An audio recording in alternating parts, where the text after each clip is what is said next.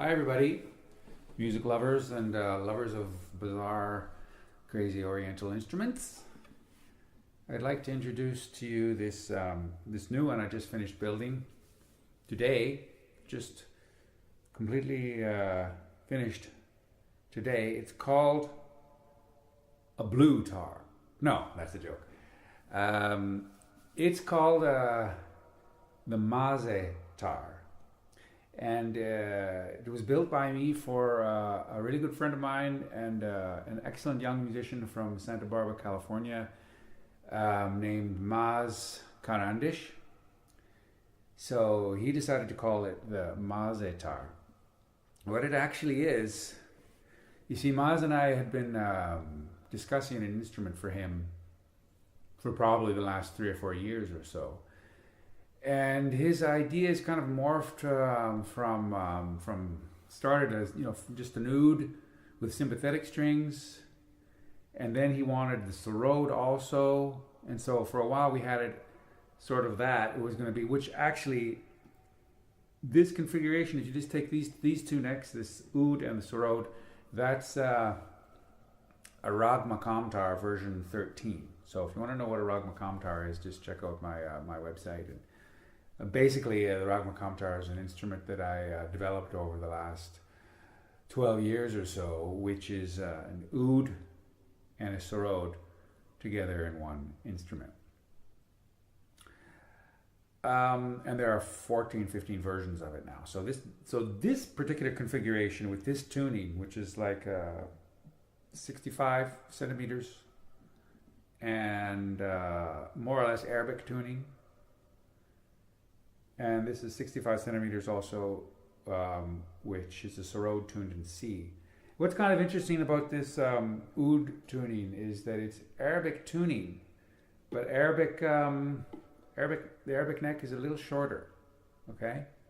So with this giving an extra 4 centimeters, it kind of gives more, a little bit of a more tension on there for the nylon strings, which is good for this kind of instrument, because when you have a multi-neck, double neck or triple neck instrument with steel and nylon,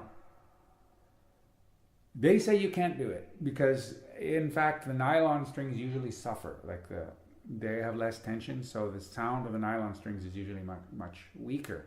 But having this extra tension, a little bit longer scale length with the same tuning, gives it more tension and boosts the sort of volume up from the nylon strings up to the level of the steel strings, which is cool.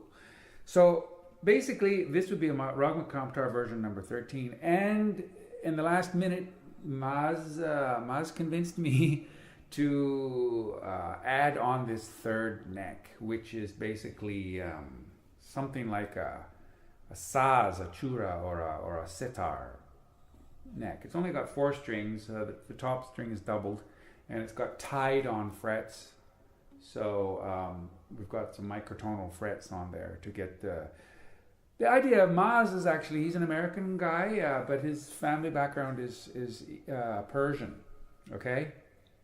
And he's quite an amazing musician. He's a young guy, but he plays sitar, oud, setar, SAROD really well. I mean, he plays all this but well, So check this guy out. He's amazing, and he's a very eccentric guy. He loves blue. This color of blue, exactly this shade of blue. So he convinced me to do this, and it's the first time for me. Well, not really the first time, but to do with these kind of frets and these tied on frets, similar to tying a sitar fret on, and you can move them, you can tune the frets. So the idea is of the Maz tar is basically like an Oriental extravaganza. You've got India with the SAROD, you've got Turkey, Arab, Egypt, the Arab world covered in the middle neck, and then you've got Persian music on this neck. So that's it in a nutshell. What else is interesting? Except the color. It's very blue. Yeah, I had to intonate a special intonation on the bridge here because this has frets, right? When you don't have with a fretless, you don't need to really worry so much about intonation, right? Like as you would with a fretted. So this had to be intonated so you get the correct tuning. And okay, so I'll just play just a couple of phrases on each neck.